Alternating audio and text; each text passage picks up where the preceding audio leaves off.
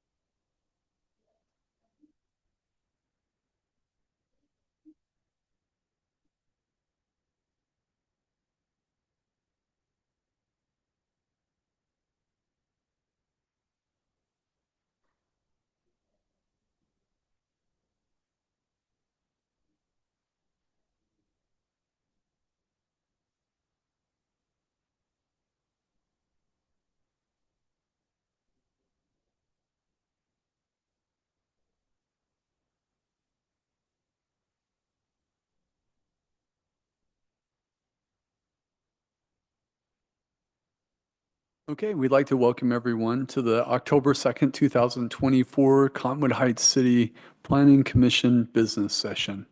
And are we aware of any ex parte communications or conflicts of interest among the planning commissioners? None acknowledged. We'll proceed. What's in order now is general public comment. So this is an opportunity for individuals to make general public comments that do not relate to any project scheduled for public hearings under the business item section of the agenda. So do we have anyone here to make public comment? Okay. We're smiling because we have one person here in the office today, and we're grateful for your attendance. So, okay, with that, I'll entertain and I'll close public comment at this time. What's in order now is our business items. We have two business items, 3.1 and 3.2. 3.1, and just for the sake of the public, every year we change chairs, so to speak, and so we are now going to hold the annual election of the Planning Commission chairperson and vice chairperson. So what's in order now is opening of nominations from the commissioners for, why don't we start out with the chair? I nominate Lucy Anderson as chair. I second. Okay, we have a nomination and a second. Are there any additional nominations? Hearing none, I will close nominations. Is there any further discussion about nominating Commissioner Anderson as chair? I think it'd be fair to give Commissioner Anderson a chance to tell us how she would react to this opportunity. Absolutely. Thank you, Commissioner Smith. And the person making the motion as well, anything that you'd like to say before we put her in the hot seat? Okay. Commissioner Anderson, the floor is yours. Thank you. Thank you for the nomination. I've been on the Planning Commission for 4 years, have experienced a lot of different projects, and look forward to being in the role of chair. As we've talked about before, the role of chair is a facilitator, keep things moving, try to observe and remember all the rules of order of things. So like to continue, with being on the Planning Commission and being in the role of chair. So, Thank you. Any further comments from the planning commissioners speaking for or against the nomination? Are we ready for a vote? Okay. Commissioner Steinman, Yes. Commissioner Anderson, yes. Commissioner Smith, Yes. Commissioner Polson, Yes. Commissioner Shelton, Yes. and Commissioner Mills is yes. So, congratulations, Chair. And with your permission, I'll finish the meeting, and then from here on out, you can take the reins. Are you okay with that? Okay. So what's in order now is electing vice chair. So any nominations from the floor, from the Planning Commission, the commission members? I nominate Commissioner Steinman. I'd second chair. that. So Commissioner Smith made the motion, and Commissioner Anderson made the second. So sorry about that. We're trying to keep track of things in the minutes here. Did you capture the chair? Okay, great. Okay. What's in order now? We have a motion and a second. Anybody, let's see, the motion maker, would you like to speak to your motion, Commissioner Smith? Yes, I'd like to hear what Commissioner Steinman has to say about this and what he sees his role as. Okay, we'll turn it to the nominee. I know I appreciate the nomination and would love to be in that position to support Commissioner Anderson as vice chair, and have been with the Planning Commission for 3 years now, and seen a few pretty incredible projects, and looking forward to seeing many more throughout the next year, especially getting into the gravel pit as well as Old Mill project. And born and raised here in the area and spent a lot of time here with my kids. So, as well as own local businesses here that are directly impacted in many different ways. Anyone else to speak to the motion? Are we ready for the vote? Okay, Commissioner Steinman, Yes. Commissioner Anderson, Yes. Commissioner Smith, Yes. Commissioner Polson, Yes. Commissioner Shelton, Yes. and Commissioner Mills is a yes. So we'll have you assume your duties at our meeting later this month, if that's agreeable to both of you. And thank you for your willingness to serve and continued service, I should say. So what's in order now is item 3.2, project SUB-24-007, a public hearing and possible action on a request from Roger and Diane Urhan, and I apologize to the Urhans if I've mispronounced your names, for a subdivision amendment to the Urhan subdivision, 7484 South, 2300 East. The purpose of the subdivision amendment is to divide ownership within existing townhomes. No new development is proposed. And for the sake of the public, if you observe the recording in our work session, the staff report and discussion were thorough and complete, but I will leave it to Ian to share as much as he would like on the slides. Yeah, I'll go a bit quicker. If you have any questions, just stop me. I'll also add that it looks like a representative of the applicants is on Zoom, joining us on Zoom. So once I'm finished, they should be able to unmute and speak to the application if they'd like, or if you have questions for them. Okay. Looks like my screen's coming up all right. So just to provide some context again, this property is located fairly close to us at City Hall. It's just a few properties to the north on 23rd East. These two properties consist of 0.41 acres. There's one duplex building per property. They're part of the original Urhan subdivision, which just contains a flag lot and then a lot in the front. And they're zoned R28 multifamily. They're surrounded by also multifamily properties and some single family properties. And again, they're very close to our City Hall here. So the proposal by the applicant is to divide the two family dwellings into condominium units and create common area out of the existing yard and driveway space. No new development or site alteration is proposed as part of this application. This is the current Urhan subdivision layout. Again, it's that flag lot in the rear and then a lot in the front. This shows approximately where those lot lines are with the current duplexes on the property. This was the proposal that the applicant submitted, which would create 4 different condo units and a common area that surrounds them all. I'll also note, like I did in the work session, that any public utility easement modifications would require approval from the utilities before plat recordation. This kind of shows some change, so I just wanted to put that note in there. We didn't find substantial issues with this plat amendment application, but the proposal to create one single common area for all 4 units conflicts with the underlying zoning of the property again, which only allows one duplex or 2 family detached dwelling per property. The current proposal to have that one big common area for all 4 units would essentially create 4 units per property, so it doesn't meet the underlying zoning requirements. So as such, we have asked the applicant to update the plat to show 2 distinct common area parcels, similar to this rough drawing, kind of keeping those common area parcel lines where the current lot lines exist today, but still proposing the condominiumization of those duplexes into 2 units for each building. If this is approved by Planning Commission, that project would undergo a full technical review for compliance before we do the recordation.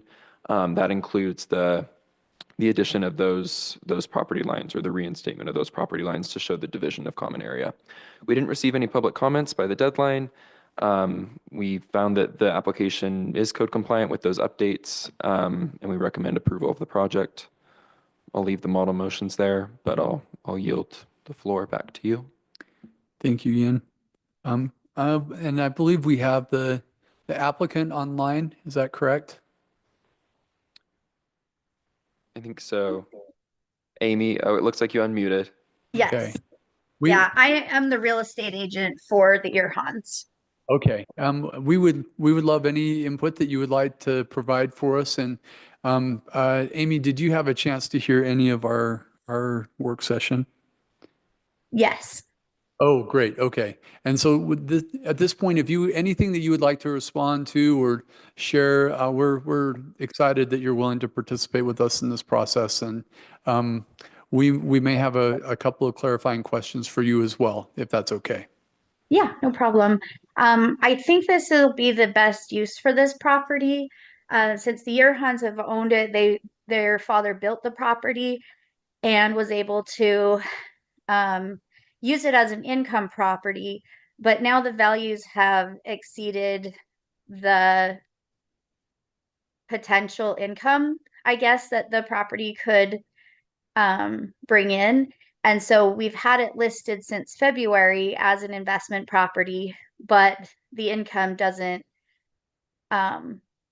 justify the value of the property. So that's why we think it would be best to divide these into more affordable units so that individual home buyers can buy each side as opposed to the entire, duplex or as a fourplex. So I think this is probably the best use for this property. Thank you, Amy. For our commissioners, this is your chance. What questions do you have? We did have some discussion during our work session about having some agreements in place to forestall future disagreements about property maintenance and such things, building repairs, the fire issues that Commissioner Steinman brought up, and other things. I don't know that we can require all those things, but I think it ought to be discussed and agreed in advance so we can avoid future problems. Did you hear that portion of the conversation in our work session, Amy? Maybe not. Okay. Sorry, All I right. just heard the first part of this that started at 6 o'clock. So if it was No, before then, no, no, I did not hear that. That's okay. No problem at all. We kind of went through the process of some potential liability issues for future owners and trying to think about the property 20 years from now. And just summarizing quickly, we don't see like a legal barrier necessarily. Some of this may fall in the category of giving you some encouragement, but not necessarily requiring you. We realize that by code, we have not made a motion or we don't have a motion on the table right at this moment, but would you like to share some of your thoughts and feelings, Commissioner Steinman? Yes. Amy, do you know currently the amount of meters that are on this parcel for water and electricity? Sure. So each unit has its own electric meters and gas. The water meters, there are one per building. So each building there of 2 units share one water meter.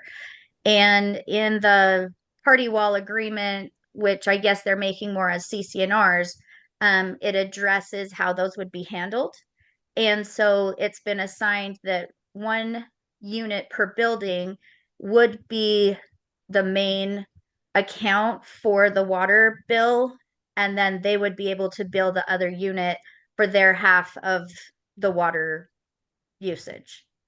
Do you know how many water shutoffs there are per building? As far as I know, there's one per building. So if unit number 1 has a flood and unit number 2 has the shutoff, but unit number 2 is out of town, how do they handle that situation? I actually think, and this would be a better question for Roger, who is the owner, but I actually think each side has a water shutoff. It's just the meter that goes to the building. There's only 1 meter. Okay. So I think each side has a shutoff. But we would have to verify that. Do you know what the fire rating is between the units and if the fire rating goes up into the attic space as well? I don't know that. Roger would know that. Is Roger available currently? They're not. They are actually up in Duck Creek and they had limited access, so they weren't able to come on. Okay. But we can definitely look into that. I believe that these were built so that they could be very separate. You know what I mean? Like, because his father, when he built them, they lived in these. I think they were trying to keep them very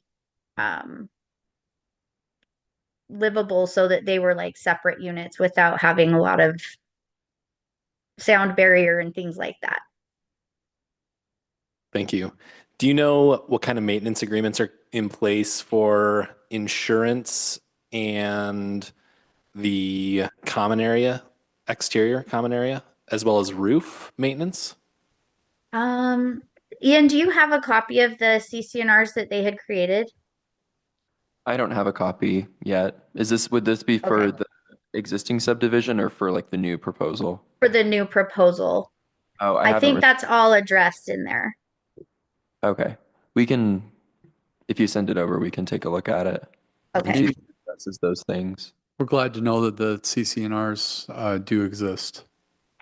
Yeah, they had those created in conjunction with the plat back that they were working on. So that was drawn up to have all of like basically the party wall agreements and how maintenance would be handled in addition to maintaining the common areas. I think they just put in there that each owner was responsible for their area around their unit as far as maintenance and snow removal and landscaping and things like that.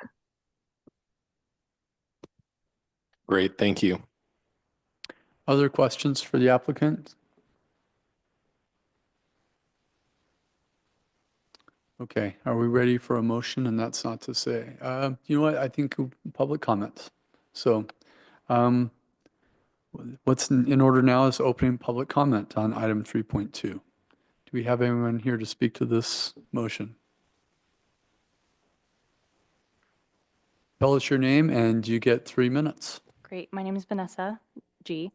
I am the daughter of Roger and Diane, but I don't know as much as Amy does. So I was just Welcome. here. We're really glad to have you. Thank you so much for being here. And Thanks. a huge part of this process, Vanessa, is just trying to understand intent a lot of times. So Yeah. we definitely need to enforce the code. But yeah, thank you. And we'll give you 3 minutes. Our little timer is not working. So No if worries. I'll be fast. you take your time. There's no rush. I have an answer to both of your questions. The firewall between each unit, yes, that exists, and there's a water shutoff in each side of the unit. Can you, Does it go into the attic? I am asking. You can continue. That's all I have for you. Besides what Amy said. Sorry. Can I come back to you when I get the answer, or do you need to close? we will close public comment when you're done. So, that's not going to determine the outcome of the motion, Vanessa. Okay. So, understand, Commissioner Steinman's concern is really on behalf of whoever is going to own these 20 years from now. So with that intent, as you guys work together on this as a family, please, please, please make sure that there are controls in place for people that may have different varying levels of ability to maintain and to agree or disagree, and that there's mechanisms for them to be compelled to take care of common areas and so forth. So the CCNRs, if you can make sure those get to Ian between you and Amy, and then just understand intent. This is not trying to slow roll you guys, and we'll make the motion and proceed. But anyway, is that helpful? Oh, definitely. We Okay. appreciate you guys going through this with us and can tell that you want to help, and we're really grateful. So thank you. Okay, thank you, Vanessa. Okay, are we ready for a motion? Does somebody feel so inclined? Oh. Go ahead, Commissioner. I just had a question before I make the Oh, motion. please, go ahead. Because we have opportunity to discuss. So one of the things we talked about in the work session was having a maintenance plan attached to the plat, right, when it's filed. But now that they're CCRs, does that change that requirement? Because I think that would be a condition, in my mind, it would have been a condition in the approval process, but I don't have clear understanding how CCRs work versus a maintenance plan. And do we just say that CCRs are required as part of our motion? I think Mike unmuted. He might have something to say to that. Okay. Mike, are you there?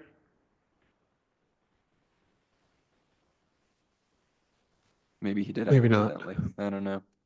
This is Amy. So I just emailed over Ian the updated CCRs with that party wall agreement and everything that they have planned in there for. It should address everything for future owners. And at some point, once people are all in there, they could create their own HOA if they so desired between the 4 owners, if they wanted to clarify things even further. So a couple things to consider. Building code in 2004 with International Building Code is different than building code in 2024. And with that, that comes down to, of course, party wall, where and how and what the hours are, as well as metering and how they meter, where the shutoffs are. Electrical code is also different. Plumbing code is also different. So some of the things that I think we might want to consider in the technical review is to ensure that within the condo conversion, that everything is met to, I think the last release of International Building Code was 2021, if I remember correctly. Ian, you might have better data than I, but I think, IBC is 2021 or whatever that is. But I think updating the units to current code would be important just for life safety issues. I think that is a condition that we could potentially put into place on this.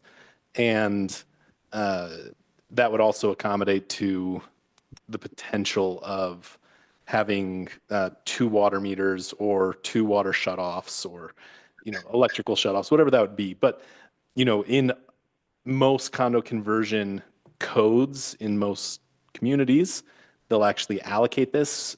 My understanding is we don't have a condo conversion code here in the city, which we might want to adopt sooner than later to then be able to work through this. But I think that those are some important factors that we might want to put into this. I think it's a great project. I think it's going to create attainable housing in this community, which is very difficult. With the magnitude of differences, if we have a 1977, we set a precedence here. If we have a 1977 duplex and we don't hold to current day codes, I think we need to make some adjustments for that. Thank you. And just as a reminder, in the staff report that there is intention for a full technical report. Do you see a reason that we need to specify that after the staff report, that the technical review take place as part of the motion? Ian, what would the technical review go over specifically? Commissioners, can you hear me yet? Yes, we can hear you. Oh, okay, perfect. Sorry about that. I don't know what was going on. To answer that question and the building code question that Commissioner Simon posed, the technical review will run through the building department. And because there's no physical work being done to these buildings, we would just refer to whatever building code standards apply if you're changing ownership types within a building. So, an addition or a remodel may trigger some improvements. A split in ownership is probably not going to trigger, compliance with, bathroom, shower pan standards if they've changed from 2004 till now. But we will certainly look at the ownership and the fire separation and that kind of thing as part of the technical review. So you can mention it separately, but that would be covered as part of our technical follow-up. Will utilities be a part of that? Yeah, so that's all building code. Whatever building code necessitates when you're dividing from a commonly owned 2-family dwelling to condominiums will be triggered as part of this review. Just to clarify, what's before us is a subdivision amendment. Yep. So that's the scope of our work here, is to, do we approve of amending this subdivision, or do we have any grounds upon which to disapprove? Other comments? I agree with Commissioner Shelton. I think we can make a motion and approve this with some encouragement and recommendations as we've discussed, but I don't know that, I haven't heard grounds to disapprove this petition. I agree. I think, Mike, did you hear the previous question about? I did, yeah. So I can address that quickly as well. If we will ask for a maintenance plan, whether that's CCNRs or some other form of maintenance plan, we don't necessarily care.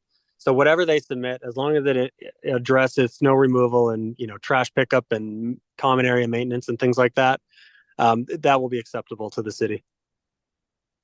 And listing it as a condition of approval, or is that standard practice? We'll just ask for it. So again, you can mention it. I don't know that you need to require it though, because that will be part of our process between preliminary and final. Okay, thanks. Someone ready to make a motion? I'll make a motion that we move to approve project SUB 24-007 based on the findings and recommendations listed in the staff report dated October 2nd, 2024, and with encouragement to make sure we have addressed those issues that have been brought up. Second. We have a motion from Commissioner Smith and a second from Commissioner Shelton. You okay with that? Yeah. What's in order now is discussion about the motion. Any other thoughts? And did you capture the motion, by the way? Okay.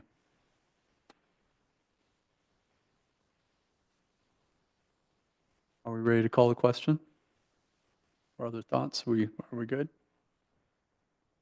Okay, let's vote on the motion. Commissioner Steinman? Yes. Commissioner Anderson? Yes. Commissioner Smith? Yes. Commissioner Polson? Yes. Commissioner Shelton? Yes. And Commissioner Mills is yes. The motion passes. We thank you, the staff and applicants. I think we just have one more motion left here. I move that we adjourn. Commissioner Shelton moves that we adjourn. Second. We have a motion, a second. All those in favor, say aye. Aye. Aye. We stand adjourned. Thank you. Thank you, commissioners. We'll see.